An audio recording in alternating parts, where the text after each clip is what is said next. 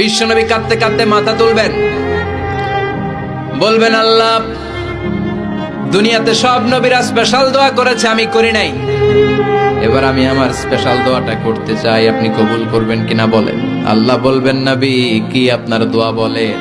বিশ্বনবী বলবেন, আমার একটা উম্মত যার অন্তরের মধ্যে যাররা পরিমাণ ঈমান আছে, একবার আপনারে আল্লাহ বলে ডেকেছে, একবার আমি বিশ্বনবীর উপর দুরূদ পড়েছে, একবার শাহাদাতের বাণী আমার যে গুনাহগার উম্মত দুনিয়ার বুকে থেকে ঘোষণা দিয়েছে, ওই একটা উম্মত যদি জান্নাতে ঢুকতে না পারে, আপনি আমারে জান্নাতে ঢুকাতে পারবেন না।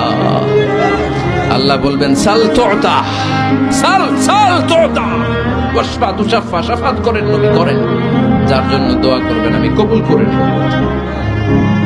দুনিয়াতে বিশ্বনবী কম কষ্ট সহ্য করে নাই। 3 বছর শিয়াবে আবি তালেবে জেল খেটেছে। কয় বছর? দুর্ভিক্ষের বছরগুলোতে বিশ্বনবীর পেটে দানা পানি ছিল না।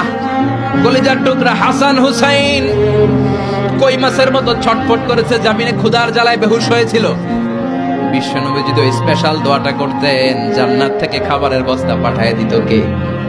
ওই দোয়া করছিলেন? জেলখানায় আল্লাহরে বলছিলেন, আল্লাহ স্পেশাল দোয়া করলাম, জেল থেকে মুক্ত করে দেন, করছিলেন?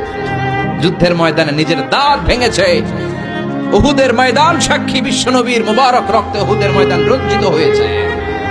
সেদিনও বিশ্বনবী ওই দোয়াটা করে নাই। চিল্লায় বলেন ঠিক কিনা? তায়েফের ময়দানে বিশ্বনবী কয়েকটা জায়গায়, 3 জায়গায় বেহুশ হলেন। বিশ্বনবীর মুবারক দেহ বেয়ে রক্ত ঝরলো। ওই কঠিন বিপদের দিনও বিশ্বনবী এই দোয়াটা করেছেন নাকি? কথা বলেন।